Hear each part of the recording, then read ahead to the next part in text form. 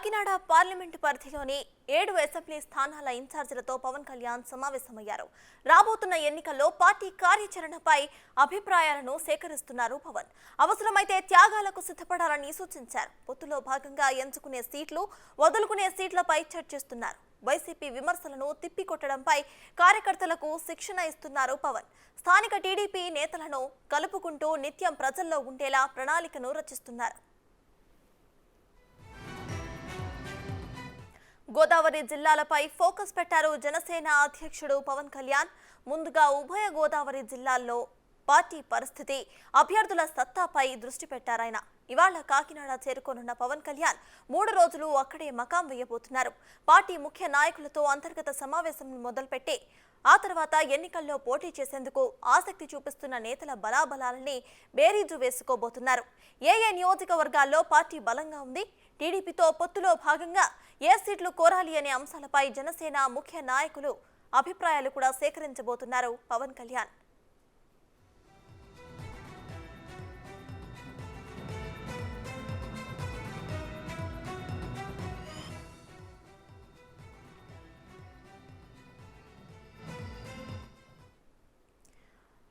Janasena action elections కి సంబంధించిన action plans కి సంబంధించి పూర్తి అప్డేట్స్ ను మా ప్రతినిధి రాజేష్ అందిస్తారు.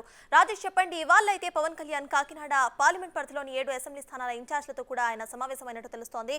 ఆ సమావేశం అనంతరం వాళ్ళు దీని డెసిషన్ కి వచ్చే అవకాశం ఉందనుకోవచ్చు రాజేష్.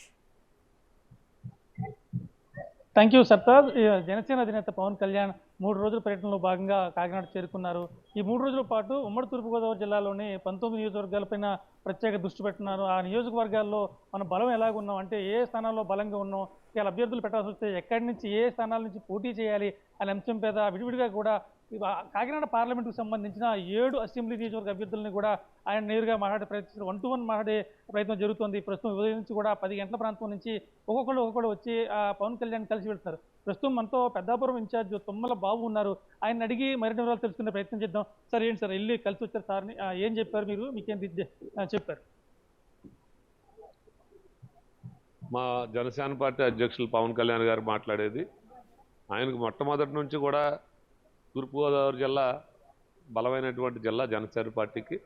అలాగే తూర్పుగోదావరి జిల్లా ప్రజల పట్ల ఆయనకి ప్రత్యేకమైనటువంటి అభిమానం పవన్ కళ్యాణ్ గారికి.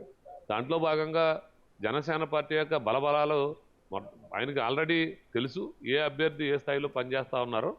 అయితే వ్యక్తిగతంగా కూడా తెలుసుకోవాల్సినటువంటి అవసరం కోసం ఈరోజు పార్లమెంట్ నియోజకవర్గంలో ఉన్నటువంటి 7 అభ్యర్థుల్ని కలిసి మాట్లాడుతూ ఉన్నారు. నేనైతే ఇప్పుడే మా అధ్యక్షుల వారిని కలిసి రావడం జరిగింది. ఖచ్చితంగా అడుగుతూ ఉన్నారు, ఇప్పుడున్నటువంటి బలం, పోయినసారి 2019 ఎన్నికలకి ఇప్పటికి పెరిగినటువంటి బలం ఏంటి, 2009లో అప్పుడు ప్రజారాజ్యం గెలిచినటువంటి సీట్ల మీద కూడా ప్రత్యేకమైనటువంటి దృష్టి పెడతా ఉన్నారు. ఇప్పుడు ఈ పొత్తుల్లో భాగంగా మనకి కొన్ని సీట్లు కోల్పోయే అవకాశం ఉంటుంది కాబట్టి ప్రధానంగా ఏ సీట్లపై దృష్టి కేంద్రీకరించే అవకాశం ఉంటుంది? అది అధ్యక్షుల వారు 7 ఆయనకి అన్ని బలమైనటువంటి నియోజకవర్గాలే.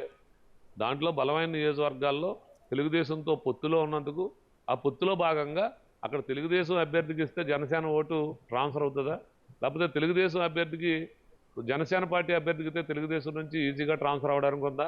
అక్కడ బలబలాలు, అభ్యర్థి యొక్క అన్ని బలాలు ఒక ఎలక్షన్కి అన్ని రకాలు కావాలి. ప్రజలందరికీ తెలుసు, మీ అందరికీ తెలుసు. సమీకరణలు కానీ ప్రజలకి ఎంత దగ్గరగా ఉన్న నాయకుడు అనేటువంటిది అన్ని సమీక్ష చేస్తూ ఉన్నారు. రాబోయే రోజుల్లో ప్రజా సమస్యల మీద ఏ విధంగా పోరాటం చేస్తూ ఉన్నారు, ఇప్పుడు దాకా ప్రజల మధ్యలో ఉన్నారా లేదా, లేకపోతే ప్రజా సమస్యల మీద పోరాడుతూ ఉన్నారా లేదా, రేపు ఎలక్షన్ హియరింగ్ ఏ విధంగా చేయాలి. మరి నాయకులతో చర్చ అయిపోయిన తర్వాత కార్యకర్తలకు ఏదైనా దిశానిర్దేశం చేయబోతున్నారా? అంటే గ్రౌండ్ లెవెల్లో టీడీపీ జనసేన కార్యకర్తలు కలిసి పనిచేయాల్సి ఉంది. సో వాళ్ళకి ఏదైనా గైడ్ లైన్స్ కానీ వాళ్ళకి దిశానిర్దేశం చేయబోతున్నారా? ఖచ్చితంగా ఆ అవకాశం కూడా ఉంది. మరి ఎవరైతే జనసేన పార్టీకి మొట్టమొదటి నుంచి పనిచేస్తున్నటువంటి యువత అయితే ఉన్నారో, యువత కానీ నాయకులు కానీ జనశ్రేణులకి, అలాగే ఈరోజు కొత్తగా జనసేన పార్టీకి మళ్ళీ 2019 ఎన్నికల తర్వాత కూడా చాలామంది ఆయన యొక్క భావజాలం నచ్చి జాయిన్ అవ్వడం ఉన్నారు. వారితో అలాగే ప్రతి కుల పెద్దలందరినీ కూడా కలిసి మాట్లాడాలనేటువంటి, అన్ని కులాలు మనకు సమానమైనటువంటి ఉద్దేశంతో ఆయన చెప్తా ఉన్నారు. అందరితో కలిసి మాట్లాడి అప్పుడు ఒక బేరీజ్ చేసుకుని అప్పుడు ఈ సీట్లు అనేది ప్రకటించాలనేటువంటి ఉద్దేశంగా నాకైతే అంటే కనిపిస్తుంది. ఈ రోజు వరకు అంటే కేవలం కాకినాడ జిల్లా మాత్రమేనా, మిగతా కోనసీమ జిల్లా, తూర్పుగోదావరి జిల్లా ఇన్ఛార్జ్ కూడా వచ్చి కలిసే అవకాశం ఉందంటారు? ఇన్ఛార్జీలు అధ్యక్షులు ఎక్కడుంటే అక్కడికి అందరు ఇన్ఛార్జీలు వస్తూ ఉంటారు. తూర్పుగోదావరి జిల్లాలో ఉన్నారు కాబట్టి ఆయన ప్రతి అభ్యర్థి కూడా చాలా సున్నితంగా అన్ని విషయాల్లో అడిగి తెలుసుకుంటూ ఉన్నారు. నియోజకవర్గంలో స్థాయిలో ఉన్నటువంటి పోలింగ్ బూత్ల దగ్గర నుంచి, ఓటర్ల సంఖ్య దగ్గర నుంచి, మహిళా ఓటర్స్ ఎంతమంది ఉన్నారు, పురుషులు ఓటర్స్ ఎంత ఉన్నారు, కొత్త జాయినింగ్ ఎంత ఉన్నది, ప్రతి విషయాన్ని బూత్ లెవెల్లో మనం ఏ బూత్లో బలంగా ఉన్నాం, ఏ బూత్లో బలహీనంగా ఉన్నాం, బలహీనంగా ఉన్న దగ్గర ఎందుకు మనం ఇంకా బలంగా తయారవలేకపోతా ఉన్నాం, తయారవడానికి ఏ విధంగా చేస్తే మనం బలంగా తయారవుతాం అనేటువంటి నియోజకవర్గ సూచనలు ఇన్ఛార్జీలు భేటీ అయిపోయిన తర్వాత మీరు ఒకరి అభిప్రాయం ఒకరు షేర్ చేసుకున్న తర్వాత రేపు ఎల్లుండ ఆయన కార్యాచరణ ఎలా ఉండబోతుందండి? ఖచ్చితంగా ఇక్కడ అనుకుంటూ ఉన్నారు. ఇక్కడ కాకినాడ జిల్లాలో ఉన్నటువంటి జిల్లా ప్రెసిడెంట్లు కానీ వీళ్ళందరూ చేస్తూ ఉన్నారు. ఇంకా డ్వాక్రా గ్రూప్తో కూడా ఆయన మీటింగ్ ఉందని తెలియవస్తూ ఉంది. అలాగే చాలామంది నాయకులతో మాట్లాడడానికి ఎక్కువ అవకాశం ఉంది. ఆయన తూర్పుగోదావరి జిల్లా ఒక జనసేనకు బలమైనటువంటి జిల్లా అని నిరూపించడం కోసం చాలా ఆయన కష్టపడడానికి సిద్ధంగా ఉన్నారు. ఆయనకు ఉన్నటువంటి బలాన్ని ఈసారి పబ్లిక్గా అప్పుడు మనకు తక్కువ సమయం ఉంది, మనకి పొటెన్షియల్ ఉన్నటువంటి జిల్లా, మరి అనేక మంది అభిమానులు, అనేక మంది ఆయనకు సామాజిక వర్గం, అలాగే ఆయన్ని అభిమానించేటువంటి సామాజిక వర్గాలు, ఒక పక్క మత్స్యకారులు ఉన్నటువంటి పెద్ద అభిమానులు, అలాగే రెల్లి సోదరులు, అలాగే బీసీ కులాల్లో అనేక కులాల్లో ఈరోజు ఎస్సీలు కూడా మన వైపు చూస్తూ ఉన్నారు.